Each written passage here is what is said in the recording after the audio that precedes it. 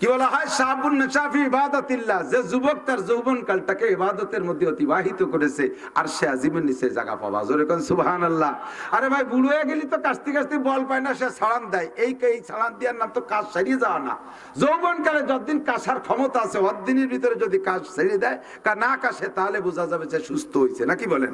যখন কাস্তি কাস্তি বল নাই সেই সময় ছাড়ান দিচ্ছে, ও ছাড়ানোর কোনো দাম নাই। আমরা যৌবন কালটাকে ইবাদতের মধ্যে কাটাবো। যুবকরা একটু পাক্কা সিদ্ধান্ত নিতে পারবে ইনশাআল্লাহ? ইনশাআল্লাহ। দেখি কোন কোন যুবক নিতে পারবা। আমি নামাজ পড়বই ইনশাআল্লাহ, নামাজ পড়বই। বলো কয়েক তো সপ্তাহে খালি শুক্রবারে? কয়েক তো জোর হলো না? কয়েক তো অকথ্য ভাষায় বকাবকি করব করব, মুরব্বীদের সাথে বেয়াদবি করব।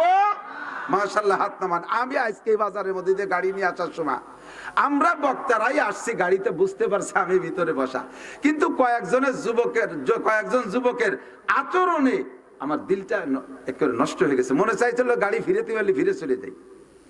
সালতা নগরকান্দার মানুষ কাইজে ডাঙ্গা করো, প্রয়োজন হলে নিজেকে পেঁয়াজের খেতে যাইয়ে করো।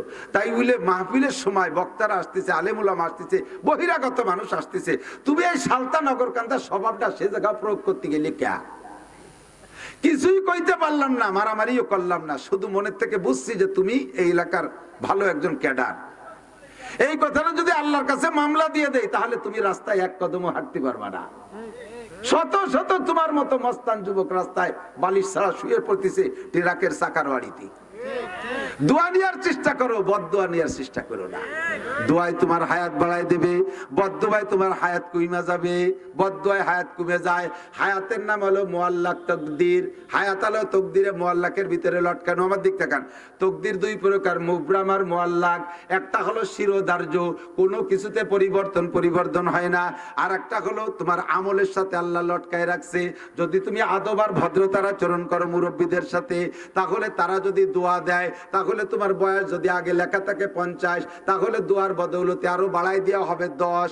আর যদি তুমি বেয়াদবি করো, মুরব্বীরা যদি বদদোয়া করে, তাহলে 18-19 বছর বয়সে বেয়াদবি করছো, ওই তোমার 60 বছর হায়াত ছিল কেটে দেওয়া হবে। তোমার ওই 18-19 বছর বয়সেই ট্রাকের চাকার তলায় রাস্তায় ঢুলিয়ে দেওয়া হবে, তোমার হায়াত কর্তন করা হবে। এভাবে লেখা থাকে।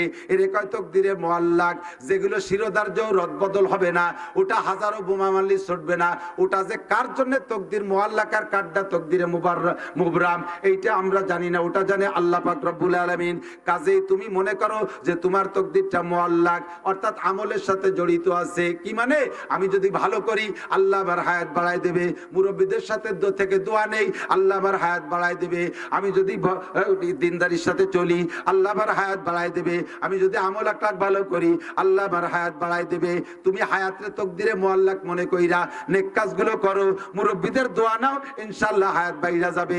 তুমি পরীক্ষায় ভালো রেজাল্ট করবা, কর্মজীবন উজ্জ্বল হবে, চাকরি বাকরি ভালো পাবা, ভবিষ্যতে তুমিও নেতা হবা। আমাদের মামা এখন আছে, একদিন থাকবে না। ওনার আম্মা জান ছিলেন নেত্রী, ছিলেন বহুদিন পর্যন্ত, এখন তিনি নাই। এখন আসছে উনিও 200 বছর বাঁচবে না, উনিও 100 বছর বাঁচবে না, এক সময় চলে যাবে। এরপরে তোমরা যারা ভদ্র ছেলে আছো, স্কুল কলেজ ইউনিভার্সিটিতে পড়ো, এরপরে তোমাদের স্থান। তবে সেই পর্যন্ত যাইতে তোমার দোয়া নিতে হবে, তোমারও নেতৃত্ব দেওয়ার জন্য দোয়া নিতে হবে। বদদোয়া যদি নাও তাহলে রাস্তায় পড়ে যাবা, গন্তব্যে যাইতে পারবা না। আল্লাহু আকবার। কি বলতে চাইছি? এ বন্ধু, 4টি প্রশ্নের জবাব না দিয়ে এক কদমও বাড়া যাবে না। কয়টা? 1 নম্বরে আনুমরিগি ফিমা আফনা, গোটা জিন্দেগির হিসাব দিয়ে যাও। 2 নম্বরে আনসাবাবিহি ফিমা আবলা, যৌবনকালটা কোন কাজে লাগাইছো জবাব দিয়ে যাও। যৌবনকাল কোন কাজে লাগাইছো জবাব দিয়ে যাও। 3 নম্বরে আন মালিহি মিন আইনা ইকতাসাবা ফিমা আনফাকা, এত পিএস পাইছো কোন জায়গায়? নিজের জমিতে হইছে না পরের জমিতে চুরি করে আনছো? এবার পিএস তো ফলাইছো জমিতে, কিন্তু জমিটুক পাইছো কিভাবে? জাল জুলুম করে জমি দখল করছো, পরের জমি দখল করছো, ইত্যাদি ইত্যাদি বুনিয়াদি করিয়া তুমি বন্ধক রেখে জমি বানাইছো, বন্ধকি জমি 5-10-20 হাজার টাকা দিয়ে জমি রাখছেন, 2 বছর খাওয়ার পরে আবার টাকাগুলো সব ফেরত নিয়ে যাচ্ছেন, এর নাম হলো বন্ধক। এইটা সম্পূর্ণ সুদে কারবার। এইভাবে তুমি ইনকাম করেছো, জবাব তুমি দিয়ে যাও। চুরি করে কামাই করিয়া মসজিদে দান করছো, ওতে 1 পয়সারও নেকি নাই। টন মারিয়ে, মন মারিয়ে, রাস্তা মারিয়ে, খাল মারিয়ে, বিজিএফ কার্ড মারিয়া, পঙ্গু ভাতা মারিয়া, জাতির হক মারিয়ে খাইয়া, ব্রিজ কালভার্ট মারিয়ে খাইয়া টাকা কামাই কইরা তাই যে মসজিদ মাদ্রাসা করেছো, ওতে নেকি তো পাবাই না, বরঞ্চ তোমার মরণকালে কলেমা নসিব হবে না। কিয়ামতের ময়দানে বিপদে পড়িয়া যাইবা। হারাম খাইয়া হারাম টাকা দান করে তুমি নেকির আশা করছো, এটাও তুমি অন্যায় করেছো। আবার হালাল ভাবে কামাই করে অন্যায় কাজে খরচ করছো, এটাও তোমাকে জবাব দেওয়া লাগবে। কথা কন। আল্লাহ আন মালিহি মিন আইনা ইকতাসাবা ফিমা আনফাকা, মাল কোত্থেকে কামাই করেছো, কোথায় খরচ করেছো। 4 নম্বর মাজা আমিলা বিমা আলিমা, এতক্ষণ পর্যন্ত যা শুনেছো এরপর আমল করছো কতটুক বলে যাও। অনেক কথা অল্পক্ষণের মধ্যে আমি বলে ফেলাইছি, অনেক কথা বলে ফেলাইছি। এই কথাগুলোর পর আমল করা যাবে তো ইনশাআল্লাহ? জোরে বলেন যাবে তো ইনশাআল্লাহ? আল্লাহ তাআলা আমাদের সকলকে আমল করার তৌফিক দান করে। জোরে বলেন আমিন। সবাইকে আমল করার তৌফিক দান করে। আমাদের মাওলানা শফিক সাহেব আলহামদুলিল্লাহ এভাবে ধীরে ধীরে কয়েক বছর যাবত মাদ্রাসা একটু টেনে টুনে নিয়ে আসছে। আমরা সকলে পাশে থাকবো, রাজি আছি না ইনশাআল্লাহ? মামাকে নিয়ে আসেন।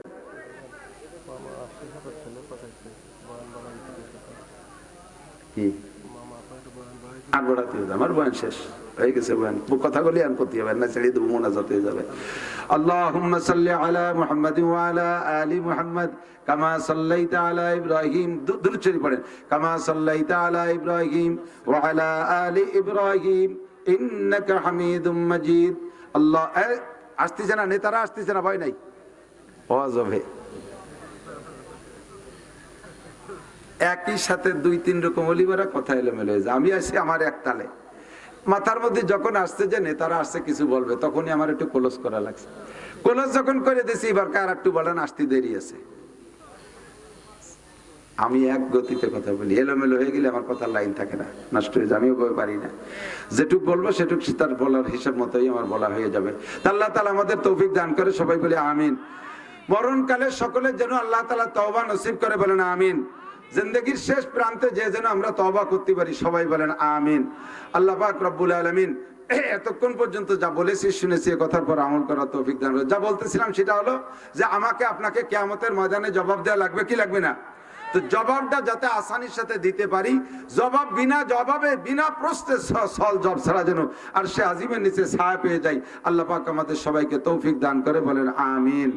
ও দোস্ত, আল্লাহ নবী সাল্লাল্লাহু আলাইহি সাল্লাম বলেছেন, আমাদেরকে শিক্ষা দিয়েছেন, বাশশিরু ওয়ালা তুনাফিরু ইয়াসসিরু ওয়ালা তুআসসিরু। উম্মতকে সুসংবাদ দাও, ভয় দিয়ে ভাগায় দিও না। উম্মতকে সুসংবাদ দাও, ভয় দিয়ে ভাগায় দিও না। ওয়ালা তুনাফিরু ইয়াসসিরু ওয়ালা তুআসসিরু, সহজে কিছু আমল শিখিয়ে দাও, যে সহজ আমলের দ্বারা তারা সহজে জান্নাতে যেতে পারে। একেবারে মুখতাসার সহজ আমল আমার দিক তাকান। ঈশার নামাজ জামাতের সাথে পড়বেন, আবার ফজরের নামাজ জামাতের সাথে পড়বেন। 2 ওয়াক্তের নামাজ কোন জামাতের সাথে পড়বেন। 1 ওয়াক্ত জামাতে নামাজ পড়লে আপনার আমল নামায় 527 ওয়াক্ত নামাজের সওয়াব দেওয়া হয়। এই জামাতে নামাজ পড়বেন পুরুষরা, কিন্তু আমাদের দেশে এক শ্রেণীর ভাইরা আসছে, উনরা মহিলাদেরকে জামাতে নামাজ পড়ানোর জন্য খুব আদাজাল খেয়ে নামছে। এ আছে না নাই? কথা বলেন। মহিলাদেরকে জামাতে নামাজ পড়ার জন্য সৌদি আরব কিছুদিন চাকরি বাকরি করে আইসা এরপরে বাড়ির ধারে মসজিদ একটা কয় মহিলাদের জন্য নামাজের রুম থাকতে হবে, মহিলারা জুমার নামাজ পড়বে। তারপরে মহিলারা জানাজার নামাজ পড়তে দেখছে সৌদি আরবে, মহিলাদেরকে ঈদের নামাজ পড়তে দেখছে। আমরাও দেখছি, তোমরাও জায়গা যাইয়ে দেখছো, আমরাও যাইয়েও দেখছি, আমরা কোরআন হাদিসের মধ্যেও দেখছি। মহিলারা যত নির্জনে ইবাদত করবে, আল্লাহ তাআলা তাদের তত বেশি নেকি দান করবে। পুরুষরা যত ওপেন ফিল্ডে বড় জামাতে নামাজ পড়বে, আল্লাহ তাআলা পুরুষদেরকে তত বেশি নেকি দান করবে। আমরা ঘরে নামাজ পড়লে যদি নামাজ কবুল হয়, রাকাতুন ফি রাকাতিন, 1 রাকাতে 1 রাকাতের সওয়াব পাবো। আর যদি আমরা জামাতে নামাজ পড়ি, তাহলে শুধু জামাতের ওসিলায় 1 রাকাতে 27 রাকাতের সওয়াব। আরে বলবেন না, কি বলবেন? আর যদি জামে মসজিদই পড়েন, জামাতে মাঠে পড়লে, খোলা মাঠে জামাতে পড়ছেন, একা পড়ার চেয়ে 27 গুণ বেশি সওয়াব। আর যদি জামে মসজিদে যে পড়েন, মসজিদের বদৌলতে আরো 500 গুণ। সুবহানাল্লাহ। তাহলে 1 রাকাতে 527 রাকাত, 2 রাকাতে 1054 রাকাত, 1054। এত বড় সহজ ইনকাম কেন আপনি ছাড়বেন? বাড়ি বসে নামাজ পড়েন। প্রায় 99% পাবলিক যারা আছেন, আমি যদি মস্করে ইন্টারভিউ নেই তাহলে ফেল করবেন 99 ভাগ মানুষ। 99 ভাগ মানুষ ফেল করবেন, পারবেন না, সূরা শুদ্ধ করে পড়তে পারবেন না। আর নামাজ ভাঙ্গার কারণ কয়টি? জোর হলো না? এর ভিতরে একটা হলো নামাজে অশুদ্ধ পড়া। নামাজে অশুদ্ধ পড়া, অশুদ্ধ কিরাত পড়লে নামাজ হয় না। অশুদ্ধ কিরাত পড়লে নামাজ জায়গায় জায়গায় ঈমান পর্যন্ত নষ্ট হয়ে যায়। শুনবেন শুনবেন, আপনি নামাজের মধ্যে পড়া দরকার ছিল কি, কুল ইয়া আইয়ুহাল কাফিরুন লা আ'বুদু মা তা'বুদুন। এই জায়গা লারে কমপক্ষে একালিফ টানতে হবে।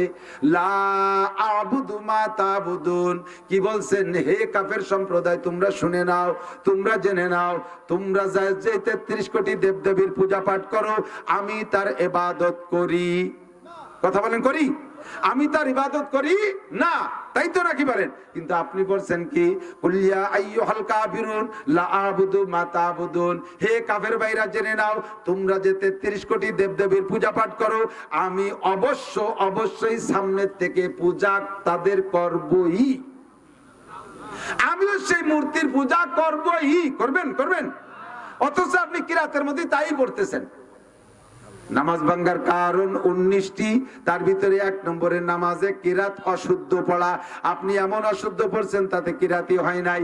আল্লাহ পাক, আল্লাহ নবী সুযোগ দিয়েছেন, জামাতে যদি নামাজ পড়ি, ইমামের কিরাতি কিরাত। মান কানা লাহু ফি সালাতি ইমামুন ফাকিরাতুল ইমামি লাহু কিরাতুন। যার নামাজে ইমাম আছে, ইমামের কিরাতি তার কিরাত, ইমামের কিরাতি তার কিরাত। আমাদের কিরাত পড়া লাগতেছে না, তাহলে ইমাম সাহেব শুদ্ধ পড়লে হয়ে যাচ্ছে। কি সুন্দর একটা ব্যবস্থা। সে জায়গা যদি আপনি মসজিদে নামাজ না পড়িয়া বাড়ি নামাজ পড়েন, তাহলে আপনার এই ভুলটা থেকে যাচ্ছে। পাশাপাশি মহিলাদেরকে আবার মসজিদে আসতে নিষেধ করা হয়েছে ফিতনার ভয়তে। এদিক তাকান, সারা জিন্দেগি ভরে জামাতে নামাজ পড়ে মহিলা যে সওয়াব ইনকাম করবে, যাতায়াতের পথে রাতের বেলা ঈশার নামাজ পড়ে মসজিদ থেকে যাওয়ার সময় রাস্তাঘাটে রিস্ক আছে না নাই? আগান বাগানে ঝুঁকি আছে না নাই? অ্যাক্সিডেন্টের ভয় আছে না নাই? সারা জীবন ভরে জামাতে নামাজ পড়ে যা ইনকাম করবেন, যদি রাস্তাঘাটে রাতের বেলাটা অ্যাক্সিডেন্ট হয়ে যায়, তাহলে সারা জীবনের সমস্ত ইবাদত নষ্ট হয়ে যেতে পারে। কাজেই তাদেরকে এই ইনকামের চাইতে ওই ইনকাম বেশি। নবী সহজে পরামর্শ দিয়ে দিয়েছেন। কুবা থেকে এক মহিলা গেছে হুজুরের কাছে, মসজিদে নববীতে জামাতে হুজুরের পিছনে নামাজও করছে। নামাজের পরে ঘরের ভিতর দিয়ে উম্মাহাতুল মুমিনিনদের মাধ্যমে, হুজুরের স্ত্রীদের মাধ্যমে, সিদ্দিকা আয়েশার মাধ্যমে হুজুরের কাছে প্রস্তাব পাঠাইছে। একটা কথা, হুজুর আমি তো কুবা মহল্লা থেকে আসছি, আমার আপনার পিছনে নামাজ পড়তে এত ভালো লাগে, তা বলার না হুজুর, আমি কি করতে পারি? হুজুর বললেন, আল্লাহ তাআলা তোমার আগ্রহ চাহিদা আরো বাড়াই দিক। এ কথার দ্বারা বোঝা গেছে যে মহিলারে হুজুর কুবা থেকে মদিনায় নামাজ পড়তে যাওয়ার অনুমতি দিলেন। এরপরে হুজুর বলতেছেন, তুমি কুবা থেকে মদিনায় আসবা কেন? হুজুর আপনার পিছনে নামাজ পড়লে শুনেছি 50,000 গুণ বেশি নাকি। হুজুর বললেন, হ্যাঁ, কুবার মসজিদে নামাজ পড়ার চাইতে মসজিদে নববীতে পড়লে 50,000 গুণ বেশি নেকি, এটা সত্য কথা। তবে মহিলা, তুমি তো এখানে আসবা নেকির লোভে, তুমি জেনে নাও, তুমি এই কুবা মসজিদে নববীতে এসে নামাজ পড়লে যে নেকি হবে, মহিলা তোমার জন্য, পুরুষ না, মহিলা তোমার জন্য বা তোমাদের মতো মহিলাদের জন্য এই মসজিদে নববীর চাইতে কুবা মসজিদে পড়লে আরো বেশি নেকি। খেয়াল করেন নাই? তাহলে আগের কথায় যে ফজিলত বলছে, সেই ফজিলতে বোঝা যায় যে মহিলারা হুজুর মসজিদে নববীতে ডাকতেছেন। কিন্তু এবার যা বললেন তাতে প্রমাণ হলো কি, মসজিদে নববী থেকে তার নিজ মহল্লা কুবার মসজিদে পাঠায় দিয়েছে, এই মসজিদে রাখে নাই। বেশি নেকির জন্য তো বলবে। এরপরে হুজুর বললেন কি, যে যদি তুমি মসজিদে কুবায় পড়ো, তার চাইতে তোমার বাড়ির ভিতরে যে কোনো ঘরের মধ্যে পড়লে আরো বেশি নেকি। এবার কি মসজিদে আছে না বাড়ি পাঠায় দিয়েছে? এবার বললেন, বাড়ির যে কোনো ঘরের পড়ার চাইতে তোমার নিজ বাসস্থান, বসবাসের যে ঘরটা, ওইটাই পড়লে আরো বেশি নাকি।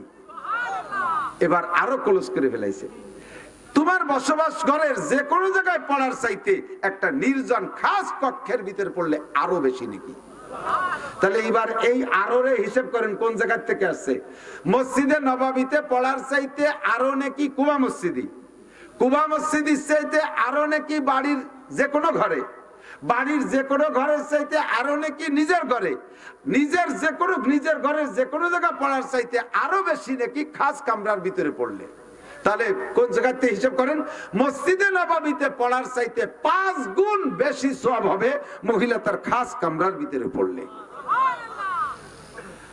এক শ্রেণীর মৌলবীরা আমাদের মতোই, আর কি দোষ দেব আপনাদেরকে, আমরা ফুসলাই ফসলাই মহিলাদেরকে মসজিদে নেওয়ার চেষ্টা করি, ময়দানে নেওয়ার চেষ্টা করি, এগুলো ভালো না, এগুলো ভালো না। করনা ফি বুয়ুতিকুন্না ওয়ালা তাবাররাজনা তাবাররুজাল জাহিলিয়াতিল উলা।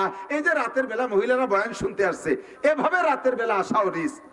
বয়ান শুনতে আসছে এক শ্রেণী মহিলা বাজারের ভিতর দিয়ে চানাচুর বাদাম কিনে খেয়ে বেড়াচ্ছে, শত শত পুরুষের সাথে ধাক্কা গুতো খাচ্ছে। হয়তো শেষে যাইয়া মাদ্দারে বসে, বোনির দ্বারে, আপার দ্বারে, বাবির দাদির কাছে বসে একটু বয়ান শুনবে। ওই জায়গা বয়ানে শুনবে না, চানাচুর বাদাম কিনে নেতাই কাটুর কুটুরতি দাঁড়ে দেয়। এদের এই রাতের বেলা বয়ান শুনতে আসা রিস্ক। যদি 100 বছর বয়ান শুনে যা ইনকাম করবে, একটা মেয়ালি দুর্ঘটনা ঘটলে তা সম্পূর্ণ শেষ হয়ে যাবে। কোন পুরুষে এ জায়গা আবার পীড়িত করতে যায়, যুবকরা যাইয়া চানাচুর বাদাম কিনে কিনে দিয়ে বসাই দিয়ে আসে, সুন্দর একটা চানাচুর খাল লাইন করে নিছে। কতক্ষণ না কেন এগুলো মহিলাদের রাতের বেলায় মাহফিল শুনতে আসার পক্ষ না আমি। হ্যাঁ, বাড়ির মধ্যে দিয়ে পুরুষের মাধ্যমে আশেপাশের কোনো বাড়ি যদি নির্জন ঘরের ভিতরে আত্মীয় স্বজনদের মধ্যে বসাই দিয়ে আসে, সেখানে বসে বয়ান শুনতে পারবে। কিন্তু এক জায়গাটা ফিল করে দেবে বয়ানের শেষে, এরপরে যাতায়াত করবে পুরুষের সাথে ধাক্কা গুতো। আগে একদিন এক মাহফিলের থেকে এরকম আমারে নিয়ে যাচ্ছে, সে কয় মহিলা আইছে, দূর দূর করে আইছে, আমারে যে নিয়ে যাচ্ছে তাদের গাড়ির উপরে হুমড়িকে পড়ছে। সেই ঠেলায় আমিও গড়িয়ে গেছি। দলে দলে মহিলার সাথে 4 পয়সারও নেকি থাকবে না। 4 পয়সা হাসে কেন, বাস্তব কথা। 4 পয়সারও নেকি থাকবে, একটা নেকিও আপনার থাকবে না, সব শেষ করে বাড়ি যাবে। কথা কন না কেন? যা কামাই করবেন তার চেয়ে যদি বেশি খরচ হয়ে যায় তাহলে কেমন হবে? আল্লাহ হেফাজত করুক, জোরে বলেন আমিন। আল্লাহ অল্প ইবাদতে বেশি নেকি। তাহলে নামাজ পড়বো ঘরে না জামাতে? জোরে বলেন, ঘরে না জামাতে? 1 ওয়াক্ত নামাজ যদি জামাতে পড়েন তাহলে 527 ওয়াক্ত নামাজের সওয়াব, 527 ওয়াক্ত। তবে মহিলারা যদি ঘরে পড়ে, পুরুষরা মসজিদে যে নামাজ পড়লে যে নেকি, মহিলারা ঘরে পড়লে তার চেয়ে বেশি নেকি। পাশাপাশি মহিলাদের আরেকটা ইনকাম সোর্স আছে, বাড়ির পুরুষ যারা ওযু বানাবে, নামাজ পড়বে, তাদেরকে যদি নামাজের ব্যাপারে একটু সহযোগিতা করে, উৎসাহিত করে। পুরুষরা কাজের ব্যস্ততা আছে, মহিলারা সহজ, এখন কাজ বাদ দেন, আগে নামাজ পড়ে আসেন। শেষ রাত্রি শীতকাল গরম পানি ঠান্ডা পানির ভয়তে নামাজ পড়তে চায় না এক শ্রেণীর মানুষ আছে। মহিলা শেষ রাত্রি উঠে একটু গরম পানি করে যদি ওযু বানায়, বানানোর সহযোগিতা করে, ওই বাড়ির 5 জন পুরুষ গরম পানি দিয়ে ওযু বানায় নামাজ পড়ে যে নেকি পাবে, মহিলা পানি গরম করে দেওয়ার কারণে অতিরিক্ত ওই পরিমাণ নেকি বেশি পেয়ে যাবে। অল্প সময়ের ভিতরে বেশি কামার একটা ব্যবস্থা আল্লাহ পাক সহজ ব্যবস্থা করে দিয়েছে। আমি আপনি যদি ইবাদত করার ইচ্ছা করি তাহলে আল্লাহ পাক চতুর্দিক দিয়ে সহযোগিতা করেন। আমার দিক তাকান, ঈশার নামাজের পরে, ঈশার ফরজ আর সুন্নতের পরে 2 রাকাত নামাজ পড়বেন তাহাজ্জুদের নিয়তে। কয় রাকাত? 2 রাকাত নামাজ পড়বেন তাহাজ্জুদের নিয়তে। ঈশার ফরজ আর সুন্নতের পরে, বেতেরের আগে তাহাজ্জুদের নিয়তে 2 রাকাত নামাজ পড়বেন। অনেক আছে এটার নাম হালকি নফল, বসে পড়তে হয় না। বসে যে নামাজই বসে পড়বেন। ফরজ নামাজ তো সুস্থ অবস্থায় বসে পড়লে হবেই না।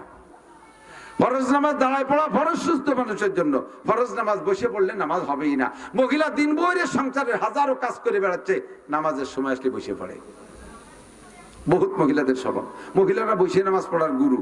কিন্তু সুন্নাত নামাজ, নফল নামাজ বসে পড়লে হবে, তবে অর্ধেক নাকি। আর ফরজ নামাজ সুস্থ অবস্থায় বসে পড়লে হবেই না। ফরজ নামাজ দাঁড়ায় পড়া ফরজ, ফরজ নামাজ দাঁড়ায় পড়া ফরজ। আল্লাহ তো আপনি ঈশার ফরজ আর সুন্নতের পরে 2 রাকাত নামাজ যদি আপনি পড়েন তাহাজ্জুদের নিয়তে, এরপরে বেতের পরে শুয়ে থাকবেন, এইভাবে আপনি জীবন ভরে যদি তাহাজ্জুদ পড়েন, আপনাকে আল্লাহ তাআলা এই তাহাজ্জুদকে তাহাজ্জুদ হিসেবে গ্রহণ করবেন। কিয়ামতের ময়দানে তাহাজ্জুদ পড়নেওয়ালাকে আল্লাহ তাআলা আরশে আজিমের নিচে ছায়া দিয়ে দেবেন। একটা সহজ ইনকামের ব্যবস্থা। আমল করা যাবে না ইনশাআল্লাহ? একটু চেষ্টা করা যাবে না ইনশাআল্লাহ? চেষ্টা করবেন। ফজরের নামাজের পরে, ফজরের নামাজের পরে 2 রাকাত নামাজ ইশরাক, 2 রাকাত নামাজ ইশরাকের পড়বেন। 2 রাকাত নামাজ ইশরাকের নামাজ পড়লে কি বলে, একটা হজ আর একটা উমরার সব আল্লাহ তাআলা আপনাকে দান করবে। ছোট্ট ছোট্ট আমলের মধ্যে বিশাল বিশাল নেকি কামাই করা যায়, ছোট ছোট আমলের ভিতরে। আর সর্বক্ষণ সৎ কথা বলে, সত্য কথা বলার চেষ্টা করব, সত্য হালাল খাওয়ার চেষ্টা করব, আর যথাসাধ্য আমরা মাদ্রাসার পাশে থাকার চেষ্টা করব। এই কথাগুলো আমলে আনার জন্য ইনশাআল্লাহ আমরা একটা দাওয়াত ও তাবলীগের মেহনতে সময় লাগাবো। রাজি আছি না ইনশাআল্লাহ? তাবলীগে যে সময় সময় লাগাইলে এই কথাগুলো আমলে আনতে সহজ হয়। আল্লাহ তাআলা আমাদের সবাইকে তৌফিক দান করে, বলেন আমিন। মাদ্রাসার আয় ব্যয় ভালোই দেখেছি আলহামদুলিল্লাহ, সামনে উত্তরোত্তর আরো ভালো হবে। উস্তাদদের বেতন কড়িও মোটামুটি ভালোই পরিশোধ আছে। আমার মাদ্রাসায় প্রায় 20 লক্ষ টাকার মতো শুধু অন্য উস্তাদদের বেতন বাকি। আর আমার চাকরি হয়েছে মাদ্রাসায় যেদিন থেকে, সেদিন থেকে নিয়ে এখনো পর্যন্ত 1 টাকাও বেতন নিতে পারি নেই। তাতে আমার সুলতানশী মাদ্রাসায় আমার চাকরি নির্ধারণ রয়েছে যে বছর, সেই বছরেতে এ পর্যন্ত 13 লক্ষ টাকা আপাতত বাহি হয়েছে। তো 13 টাকা আমার নেওয়ার কোনো কায়দা নাই, প্রত্যেক বছর 5-7 লাখ টাকা দেওয়া লাগে। আপনাদের উস্তাদদের যথেষ্ট আগানো আছে, মাত্র 60-65 হাজার টাকা বেতন বাকি আছে। আমরা একটু সহযোগিতা করব, প্রত্যেকে বিসমিল্লাহ কইয়া আজকের মাহফিলে ফিল্ডে যারা বসা আছেন প্রত্যেকে বিসমিল্লাহ কইয়া কিছু আল্লাহ রাস্তায় দেওয়ার চেষ্টা করবেন। ছাত্ররা ভিতরে যাবে ইনশাআল্লাহ, সবাই দেবেন, সে কেউ খালি খালি হাতে ফিরবেন না। আর মাত্র কয় মাস আছে নির্বাচনের কারণে, এখন থেকে মাহফিল মনে হয় 3-4 দিন বন্ধ হয়ে যেতে পারে নির্বাচনের কারণে।